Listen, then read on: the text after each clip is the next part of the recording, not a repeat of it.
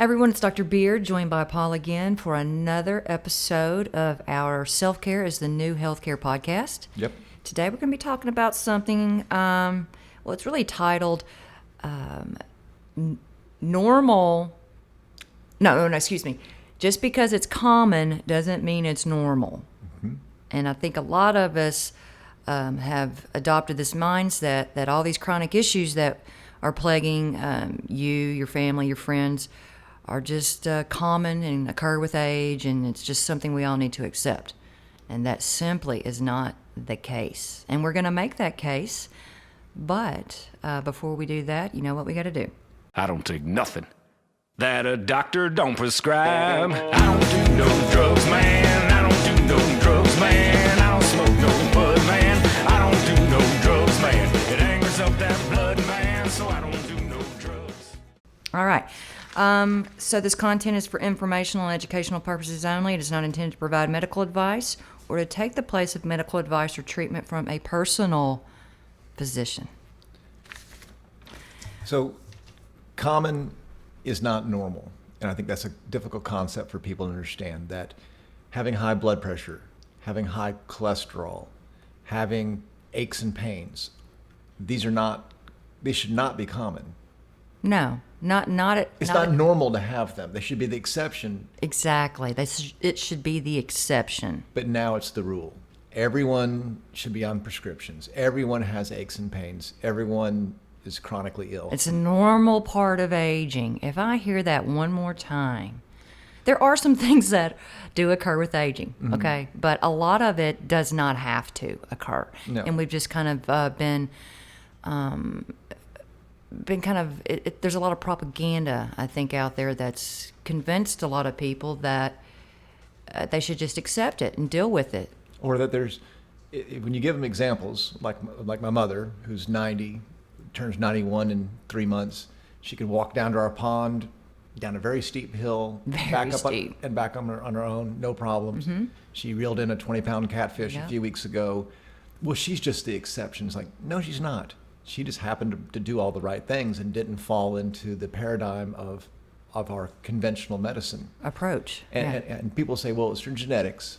And I can make genetics is a small part of it. You'll hear us talk in other episodes that genetics is not the determining factor. But you always give all these stats that you actually control your genetics to a large extent. Mm-hmm. Yeah. So we can go over that more if you want. Yeah, I have my dad's genetics in a lot of respects, but I'm not going to have open heart. I'm not going to need to have open heart surgery like he did.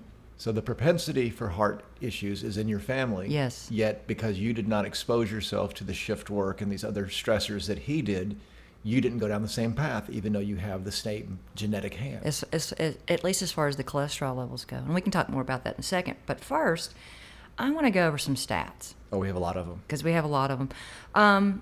And some of these may or may not be shocking to you. But I certainly wasn't shocked because I see, people with illnesses all day long. That's what I do. But I also am around a lot of people who don't have chronic conditions, so I know that it is, doesn't have to impact all of society. So over the last 20 years, the prevalence of chronic disease in the U.S. has grown 7 to 8 million people every 5 years. And chronic disease now affects 50, some even say 60% of the population, and its care consumes over greater than 85% of healthcare costs. So the majority of our healthcare spending is on the management and treatment of chronic disease. That's a lot of money. Mm-hmm. And a disease is considered chronic when it persists greater than a year and requires ongoing medical attention and or limits daily activities. So I've got some more statistics. So the top chronic conditions that we have right now are heart disease, cancer, stroke, diabetes, Alzheimer's, respiratory disease. And these diseases affect 60% of the population, and 42% of the population have multiple conditions, not just one of those, but multiple conditions, and that's from the National Health Council. Autoimmune diseases have increased in both frequency and are occurring earlier in life now. And over the last 30 years, it has increased dramatically.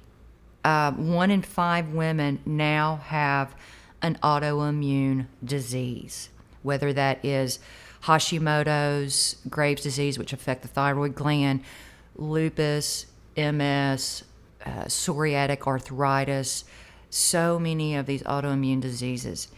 And the autoimmune disease prevalence now equals heart disease and cancer combined. That's a lot of autoimmune diseases. And when we say autoimmune disease, it just means your immune system is dysregulated and it is noticing your own body as a foreign invader. So it's attacking your own body. What has contributed to that, Paul? We'll talk about that in a second. Here's some more statistics. Chronic disease affects 13 to 27% of children, depending on how you classify chronic disease for these kids. Asthma, obesity, ADHD, ADD, autism spectrum, those are the big ones. But I'm telling you right now, I'm seeing lots more allergies, eczema, repeat strep infections. These are the things that everybody thinks is just common. Every kid just always gets strep throat, or is always having a runny nose, or has asthma or ADD. That's not normal. That is because, and this is an alarming statistic. Chronic disease among children has increased more than 400% in 50 years. Over the last 50 years, chronic disease rates have increased more than 400%. And people don't question this. They put it down, well, we're just testing more. It's like, I don't think they understand it because when you're living in the middle of it, you don't really see that. And then so I also saw some stats from the American Public Health Association. They have a webpage, and they compared 16 of fairly comparable countries to the U.S., and that's kind of hard to do because the U.S. is such a large country and it's very, diverse. But they used other industrialized countries to compare this to. But the U.S. has the highest rates of infant mortality, the highest obesity rate across all ages, the highest rates of diabetes, the highest rates of youth pregnancy and STDs, the second highest rate of HIV and highest rate of AIDS, and we have shorter lives. And I think that's what you found, too, when you were researching this about lifespan. yes, we are the highest in preventable hospitalizations and preventable deaths, which means these things are occurring because we caused them, not because of bad luck. Right. Our life expectancy in the U.S. is 78.6. Which is down a little bit. It's ticked down a little Yeah. bit, but the average among industrialized nations is 80.7. Yeah. So we're not even up to the average. And how much are we spending on all of this, Paul? Switzerland is the highest at 83.6 years. So they're living quite a bit longer than us. But then when you start looking at the expenditure, Probably better than us, too. well, if you look at the cost of living, if you look at what we spend per capita, adjusted for cost of living, this is important because people are like, oh, this is skewed, but adjusting everything to make apples to apples, we spend $10,200 on average per person. Okay. Switzerland is the next highest at 7, and Austria is at 4.4, and Norway is at 6,000. Switzerland, Austria, and Norway are in the top 10 of the healthiest. So you can kind of get Right. We're not anywhere near the top 10. We're 34. Again, these are much smaller countries and very similar in their demographics, too. But we're right there with Panama and Honduras. Oh. We are, like you said, we're number one in obesity. But we have the highest screening rate. So we should be catching these things earlier, but we're not doing anything right. Yeah, so what we are doing is not working. And I am going to tell you this again. Just because your friends or you have high blood pressure or carrying extra weight or might have, have had a stent or your blood sugars are creeping up and you're having lots of aches and pains, that is not normal. That needs to be big red flags that your body is not working like it should. And something, I promise you, something, and usually more than one thing, is causing that. One of the things I looked at, if you look at some of the poorer nations that are close to us as far as, how healthy they are with life expectancy and things like that, if you take out unexpected deaths, like from job injuries, The accidents, the farming accidents and, Exactly. and things like that, yeah. then their life expectancy springs way past Yeah. ours because they're eating. Their lifestyle is relatively healthy, but they just have no safety, and so Right. children are working in dangerous areas. There's no OSHA, which is our safety stuff. Right. They don't have that there. So if you take those out, we really are miserable compared to everyone else because we're super safe here. We don't lose many people to job injuries like other countries. Yet we are still abysmal compared to we're down there with Honduras as far as life, as far as the health outcomes. And life expectancy is very different than life quality. Right. So I'd like to know what the quality of life in those areas are comparable to ours too. 'Cause what we're trying to point out here, folks, is that what we're doing is not working. No. We spend the most, we're doing the worst, and it shouldn't be that way. And that's why I got out of conventional medicine. Yeah, I saw that it was not working. But if you look at the countries, you can overcome a lot of this. I was amazed that Spain was the healthiest, even though they have a relatively high rate of tobacco use and alcohol. But their food is excellent. Very different than what we eat over here. No GMO foods, Nope. lots of seafood, and they're active. So that was able to overcome these other things. So it's just amazing. You start looking at these other countries. They're also a lot more active. They're much more active. Europeans in general do a lot more walking. Well, you can even see it in this country. Than we do. We blanketed it here, but we live in Arkansas, which is one of the fattest states. Yes. And we vacation in So Colorado, which is one of the thinnest states. You can just see the quality of Yep. life. I see 70 and 80-year-olds out there skiing. There's a lot of my moms out there, that are active and doing well. You just don't see them here because what is considered common and is normal is so prevalent here that people are like, oh, it's just the way it is. And it's not. You need to fight this, and you need to understand that this is a paradigm shift. You have to think of the system's broken. It's not working. What can I do differently? And that's what self-care. That's what we keep on trying to tell you. Go It's like, find yourself some healthy friends. yes. Because that really does matter. If you are surrounded by people who don't take their health seriously, don't really care about what they're eating, if they're exercising, they're sleeping, your chances are you're going to end up, doing the same things, and your health is going to suffer too. And we see this all the time. You've got to surround yourself with people who are trying to do things right. I mean, most people think the best way to look thinner is to hang out with fatter people. Oh, that's terrible. That's actually I from can always that's a Rodney Dangerfield I movie. can always depend on you to say something like that. From Back to School. That's what it was from. But so if the system's broken, we're not doing well. What is the key? Well, first of all, let's just talk about some of the cop-outs Okay. that I hear time and time again, and we've already briefly mentioned those. How many times have you heard a doctor say, and they told you the same thing? Well, you're getting older. Mm-hmm. That is a cop-out. Right. That is so absurd. Yes, there are things when you age, there are things that you cannot stop. The balding, something that happens, skin changes and things like that. But to just accept that, these aches and pains or arthritis, it just comes, with aging. No, it doesn't. Yeah.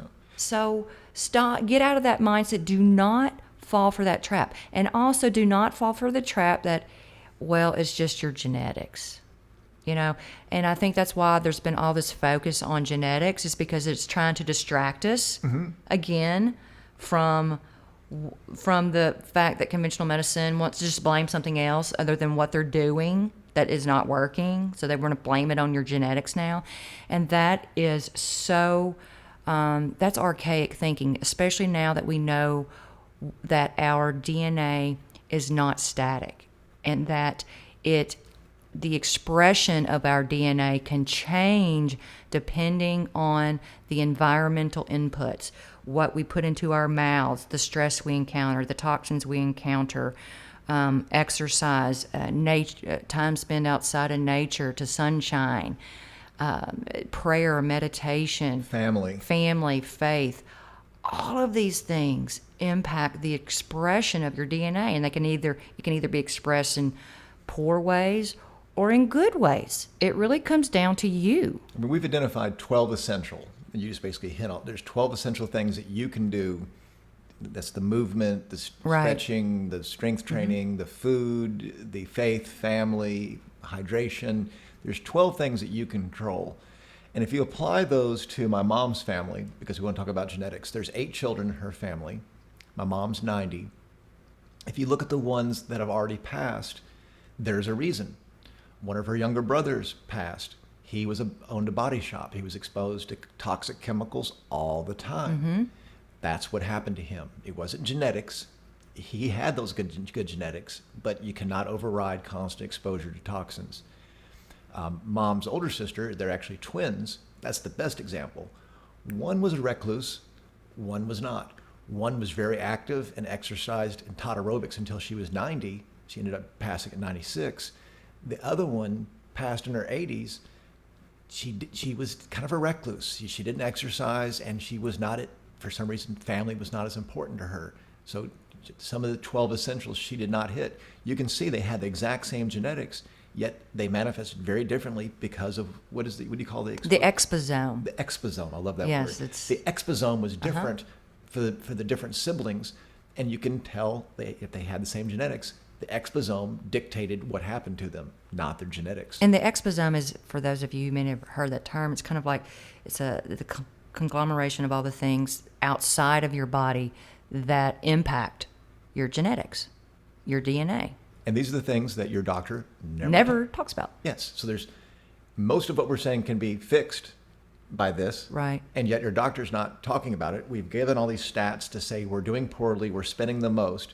Hopefully this is a wake-up call for you to say, I'm not going to do this anymore. And here's something that when I was going through all this research and I was looking at everybody's reasons for why this is occurring. Of course, they want to talk about, people's diets and exercise. That was a common one. But it was a lot of the focus was spent on, if we just had better testing and better treatments. We're number one. Well, I already said that. We're number one in the world for testing. I know. So I'm like, the answer is not more testing and better treatments. That's why we're in the situation where we are now. So we have got to peel back the layers. Well, explain treatments. And their treatments are a pill, a burn, and cutting you. And when I say that, it's procedures, pills, and surgeries. Mm-hmm. That's basically the treatments that you're going to be offered to deal with your chronic issues. And I would also include that this whole strategy is only making matters worse. Well, and I think the stats speak for themselves. Yes. Okay. So we have to do something differently. So it's not working. So let's go back to what when we started this conversation, what's common is not normal. And I think if we focus earlier on, because I view a symptom as a warning that something is wrong. Yep. I actually view it as something, perhaps God's communicating, like, hey, you're doing, this little. Well, He created our body to let us know when something's not right. Yeah, so it's a subtle warning. Hey, you're kind of abusing things. What do? We squash that symptom with a pill. We suppress the symptom. We don't address the cause. And then another symptom comes up, and then another symptom. And this is the trajectory of why. The whack-a-mole. The whack-a-mole of using a pill to try to treat something. And as you progress in age, you end up on more and more pills. You're staying alive, but just barely. But the thing is and we've said this multiple times, and in case you haven't heard our other episodes, is that a certain disease can have multiple different causes. And the same, like diet, let's just take diabetes, for instance.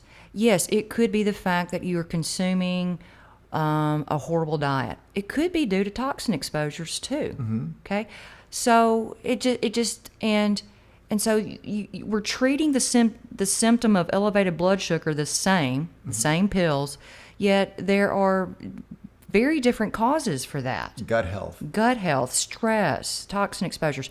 And then you can have somebody who, let's just say, a patient, you have two patients who are eating the same diet.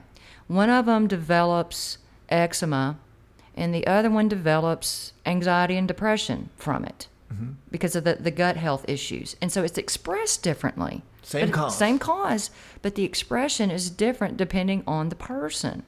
So by not treating this by not treating the individual in such a way, for these, and not allowing for these unique circumstances and contributors, and just treating everybody the same with the same pill, no matter what the cause is stupid. Well, I mean, it just drives on the point. We have one treatment plan, but if you have the same cause, can have two different symptoms, and the same symptom could have two different causes. Lots of different causes. From different people, yet we treat everyone the same. Well, that's ludicrous. Let's peel back the layer. Let's use you as an example, because your childhood gave lots of warning signs. Lots of warning Sure signs. did. And your trajectory was horrible. Yeah, it was. And you were in a nosedive, and basically you barely saved yourself. I did. And Pulled it up. Pulled it up. Because you did not, basically you said no to conventional medicine. When I say conventional medicine, I'm talking about chronic conditions. Our acute care in this country is the best. If you break your arm and you're in a car wreck, you're doing great here. We got you covered. We got you covered. But chronic conditions, we want you to say no to this paradigm, because they're doing everything wrong. They are horrible. And we keep, in fact, you mentioned yesterday, I thought was really interesting, all of the accolades that we put on our medical system is basically based off of our acute care. Yeah. We have the best surgeons. We have the best ICU and NICU and ER. We shine. But none of those have anything to do with chronic diseases. But that's where all of our attention goes. And we kind of we lump it all together, but the chronic treatment is this horrible... The prevention is absolutely non-existent. It's ridiculous. The prevention basically comes down to testing, like colonoscopies and stuff like that. Well, go over your childhood, So- all the warning signs. So these are Yeah. things that you had that people thought were common, Right. and thought they were normal, but it should not have been normal. They were warning signs that were ignored, and it manifested in a horrible health trajectory. Well, it was nothing but whack-a-mole my whole life.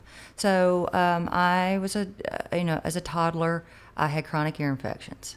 So that meant repeat antibiotics.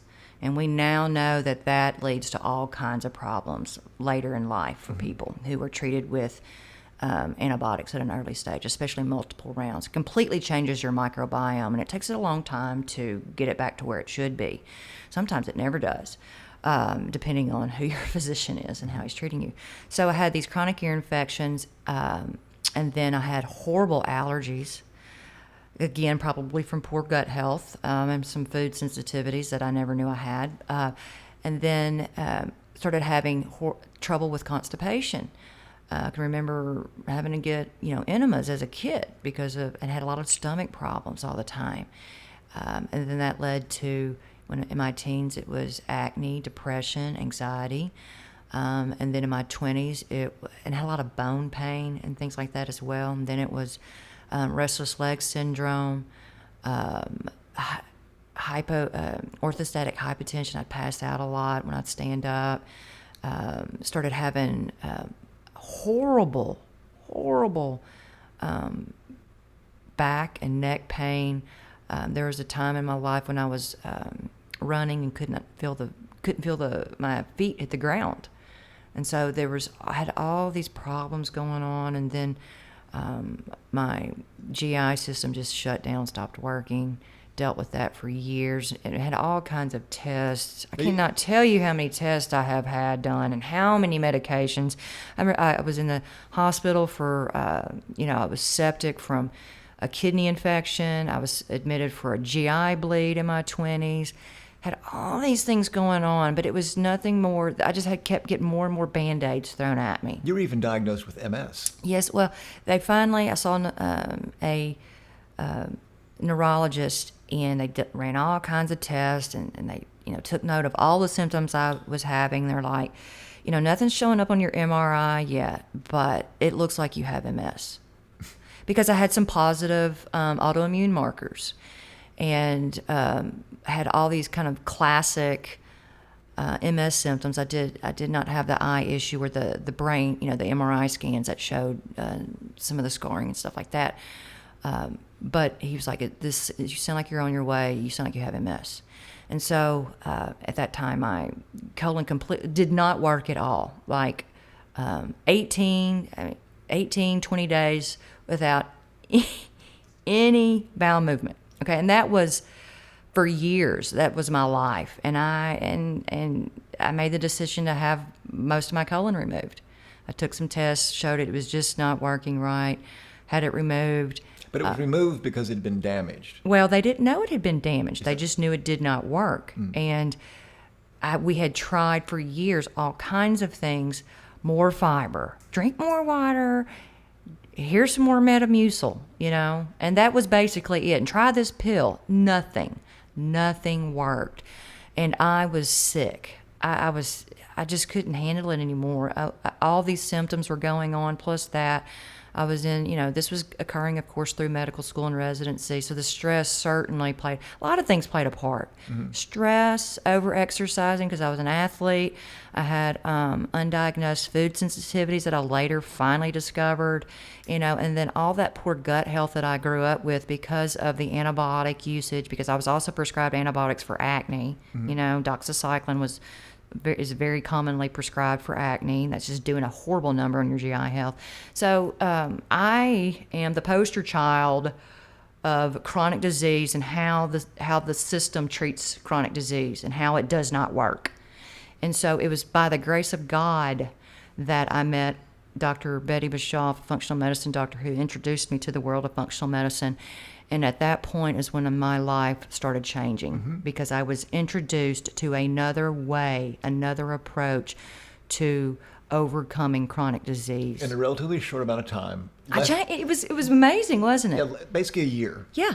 And within a year, your health trajectory, and I witnessed this, folks. I saw her at the bottom of her nosedive, and then coming up. And now we've been together over 9 years, and I never see you sick.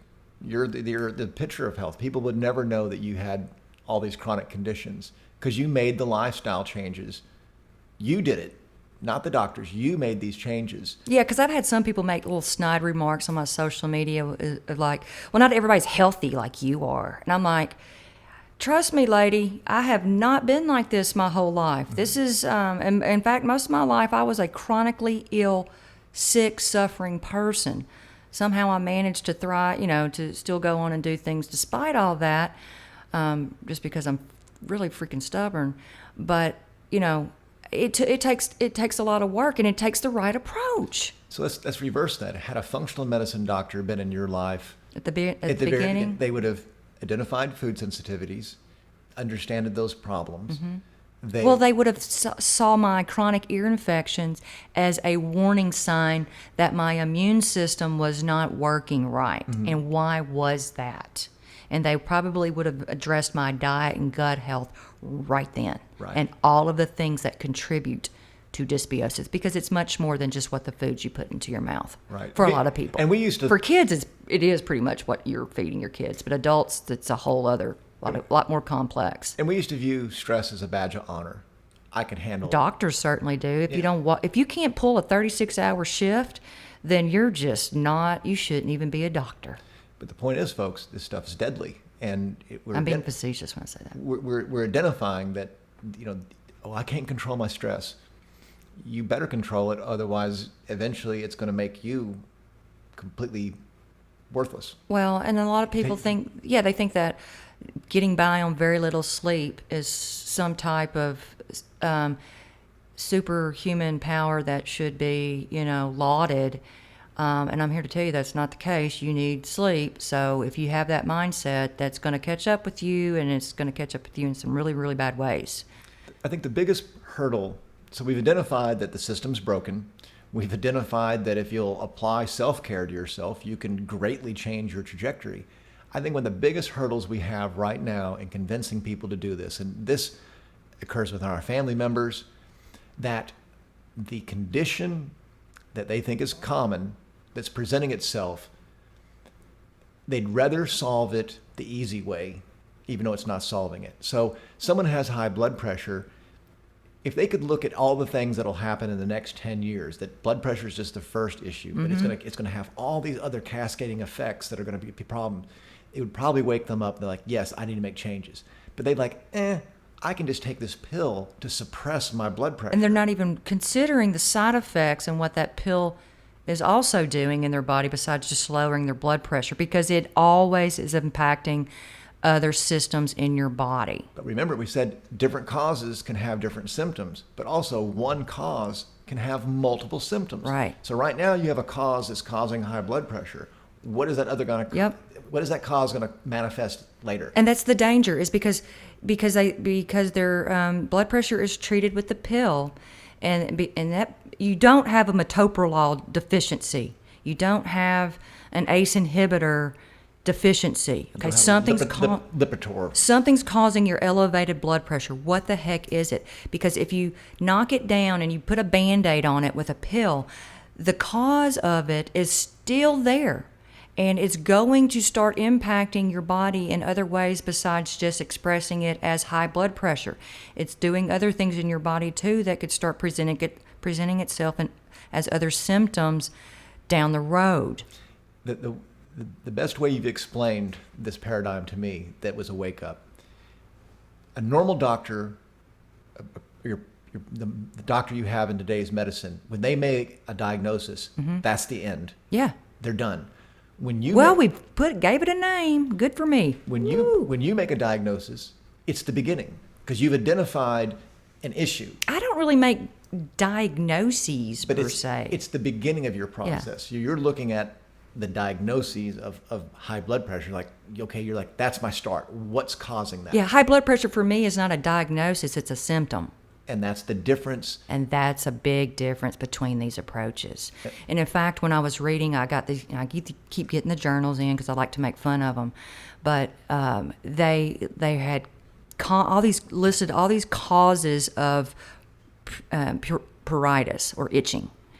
And all the causes were nothing more than the diagnosis names of several things.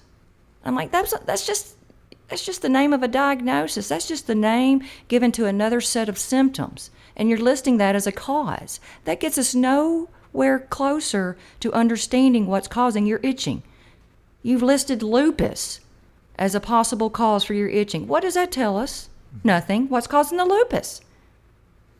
It's crazy. I could not believe I was sitting here reading that. Well, I could, because that's typical of what we see in these journals. But because it's become so common, we assume that it's normal, and we put up with it. And instead of being a huge warning sign, it's like, oh, everyone else has. Everyone else has. Well, folks, everyone else is. Well, who are you hanging around with? Yes. If that's what you think, if you think that's just something that everybody has, who are your friends and family?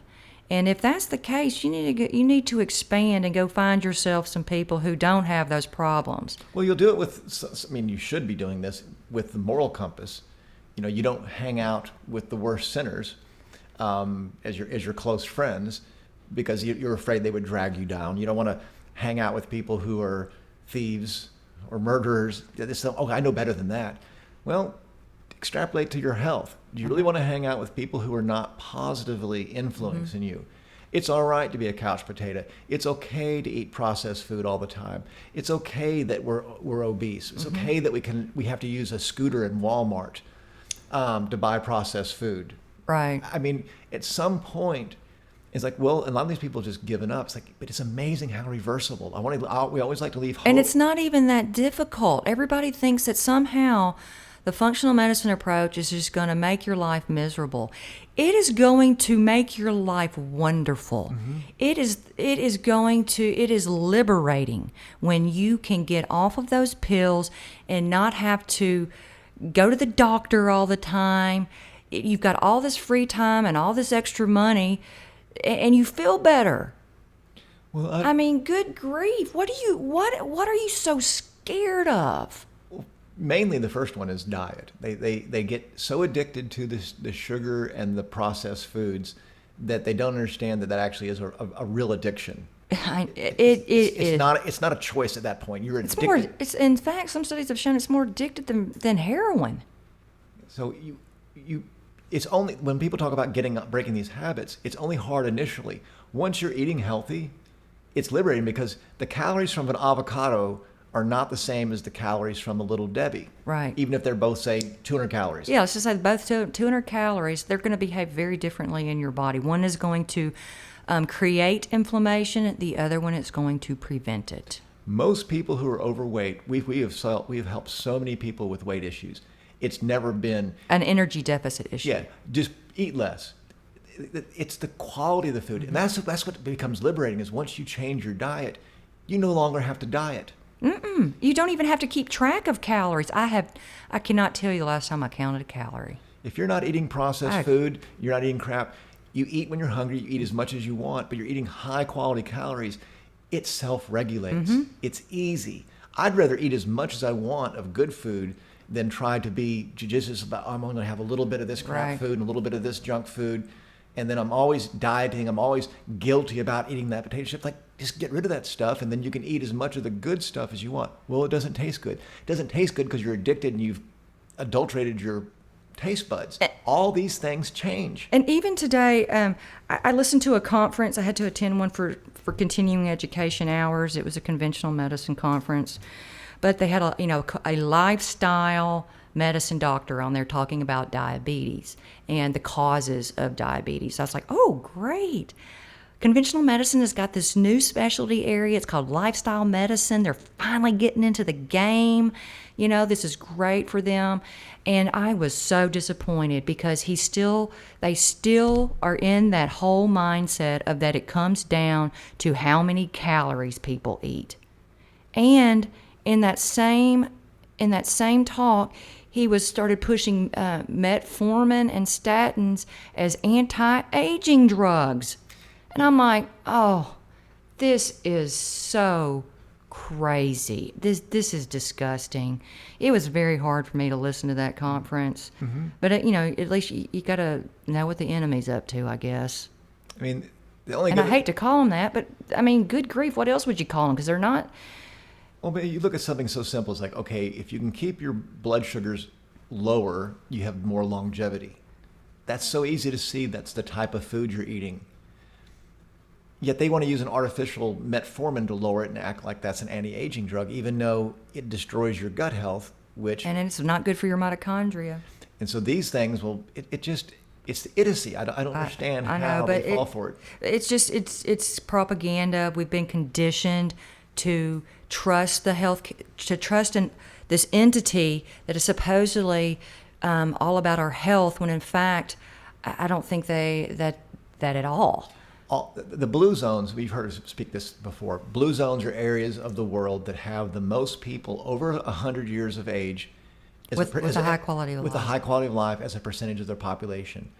All of them excluding Loma Linda, California, which is kind of an anomaly. That's the Seventh-day Adventist.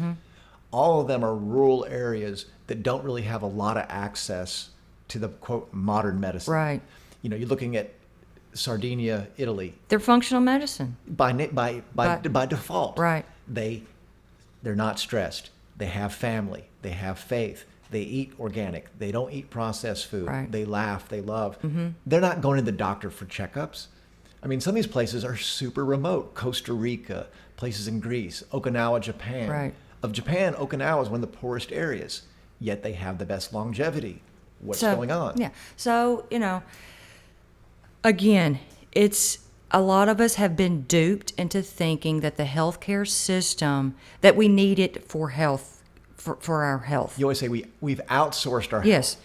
And in fact, we've outsourced our health to a system that can only offer, or typically they could offer more, but they don't. But they're only offering pills, procedures, and surgeries. And you will never obtain optimal health that way. Because I've done it that way and it doesn't work. And now I've done it the functional medicine way, and I can tell you hands down, without a doubt, it gets far, far better results. It's a mindset. It's almost like you have to get people's buy-in. Not everybody. Some people are just so sick of it because they've been going to the doctor, they've been taking the pills, they've been doing this. They just feel worse and worse, and they're not getting better. And so to get their buy-in, it's pretty easy because they're desperate. And so I don't want you guys to accept this as the norm. You know, just because all your friends and family or you see all these commercials and stuff for the pharmaceuticals, you think everybody's got some type of disease. That is not the case. Okay, yeah, it might be common, but it's not normal. Do not accept that. And understand that if you give your body the time and the right inputs and remove the bad stuff, it will heal itself and rebalance itself. We see it all the time. I think that's one of the problems is that young people are so resilient. Well, we thought we could do whatever we wanted and get by with it. It just keeps kicking the can down because they are so resilient. But as you become older, you become less resilient. You sure do. And please make these changes before the wheels come off. Because it's a lot harder to put the wheels back on when all of them have fallen off. It's very hard. I mean, and it's not fair to functional medicine physicians who are trying to help you. You cannot expect us to put you back together again in 2 weeks. oh, functional medicine is so expensive. If you wait to the very end, yes. Yes, if you wait until you're a mess and you don't have any organs left because they've taken them all out, yeah, it can be difficult and it can take a long time to get you back on track. But you have to, and that's why Paul says again, do not let all the wheels fall off. Take these symptoms as red flags. Get in to see a functional medicine doctor. If it is not else, find someone in your area. Go to ifm.org and you can find functional medicine doctors in your state. And here's another thing of hope. Once you get your body in tune, you'll be amazed at how you hear your body. Mm-hmm. Your body's communicating to you all the time. Some of these are achy joints, some of these are sniffles, some of these are earaches. I'm anxious, I can't sleep. These are all just warning signs. We got my mom here during COVID. She lived with us for 2 months, so I was able to control her diet. For her entire adult life, she kept a Kleenex in her pocket because she always had a runny nose. Mm-hmm. And Amy convinced her, like, we're not going to give you dairy and we're not going to give you wheat. We knew there was a dairy issue, so we cut out dairy. Lo and behold, she didn't have to use her Kleenex. Nope. And then I was over there last week, and she had her Kleenex out. I said, what'd you have to eat? She goes, I have not had any dairy. That was not last week. That was like a month ago. Oh, okay, a month ago. But we were looking at it as like, so what'd you have to eat? She goes, I didn't have any dairy. And then we went through everything, and she goes, oh, that had cream in it. Yeah, so she did have some dairy, and it made those sniffles come back. Because it was around Thanksgiving, it was the cream corn, mm-hmm. and so that... And her neuropathy started getting a little better too. Oh, her neuropathy has gotten a lot better. Yeah. And we think that's from getting off the wheat. Because I suspected she had food sensitivities a long time ago because she would tell me about some health issues that she had in the past. And I was like, ooh, that just screams food sensitivity right there. And nobody would listen to me. That happens a lot.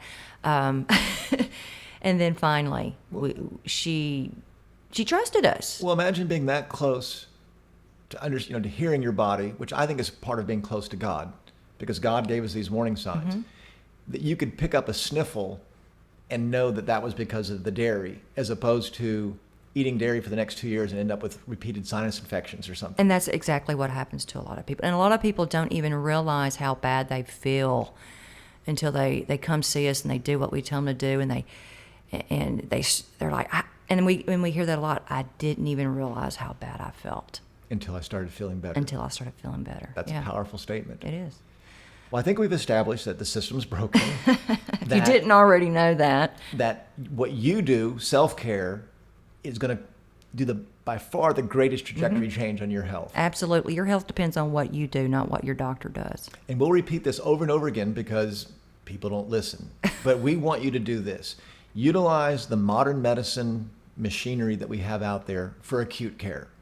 If you're in a car wreck, you break your arm, if you're You need to go to the ICU. I mean, this wow. is what it's supposed to they shine. We have superior diagnostics as far as MRIs and CTs and ultrasounds and all those things. We can do a lot with that. But if you go to your doctor and get your wellness checkup and it says you have high blood pressure and high cholesterol, use those as warning signs to dig back deeper to get and not fall for the pill. Like, listen, I'm going to hold off the pill, doc. Give me 6 months of lifestyle change and see what I can do. And don't take their advice for lifestyle changes either, because they were not taught anything about lifestyle causes. Right. So when I say self-care, if you don't have the base knowledge and don't have the time to research it, then utilize one of our health coaches or a certified IFM, Institute of Functional Medicine health coach. They're inexpensive. They can get you on the right trajectory lifestyle. And at that point, most of the time, it corrects things. Yeah. If it doesn't, then you need to go to a functional medicine doctor. Yeah, and make sure that there's a lot of doctors out there calling themselves functional medicine doctors, and they are anything but. And I know some here in the state who call themselves that, and I think they took like some type of one-day online course, and they think they know everything, and they're actually causing a lot of problems. Yep. So if you do work with a functional medicine doctor, make sure they are a certified functional medicine doctor, and even then, they're all not the same. And it should be an MD or a DO. Yeah, but at least make sure they're certified functional medicine. Yeah. Okay, and Well, there's a lot of certified NPs and PAs that are doing a good job too. They make sure they see patients, because that's naturopaths are great. They have a lot of skills. Yeah. But they just don't have the same experience as No. someone who's been seeing patients the way. And they understand the system and how it works and what to expect, and I would agree with you in that way too. But there's some great naturopath doctors. No, I know. out there. That's why I was careful. So- It's and a great clinic would have a naturopath and an MD. Yeah, I would love to go back and get an ND degree, but I just don't have 4 years in me. Don't have another 4 years in me to No. do that. I'll study on my own, which I always do anyway. Studying never stops. Research never stops. All right, guys. Well, we're going to end that here because Paul and I have a tendency to get real mouthy and ramble. So we're actually going to end it here. We appreciate you watching this episode. Please feel free to follow us on our social media outlets. I'm on Facebook. I'm on Instagram. We have a YouTube channel, Amy Beard MD. We also have, we're on Parler. Self-care is the new healthcare. In case things get dicey, we have that as a backup. Hope to be more active on that soon. Well, as we too. start having other conversations about things that may get us censored. Yeah, because I've already been booted off Facebook for a day for a post about ivermectin, which does work for COVID. So the censorship is real. I'm anticipating getting more of it because I am not afraid to talk about the controversial topics. And for me, it's just means you're over the target when you get censored. All right, guys, thanks again for listening to us. We will be presenting many, many more episodes in the near future. Bye-bye. Bye. I don't take nothing that a doctor don't prescribe. I don't do no drugs, man. I don't do no drugs.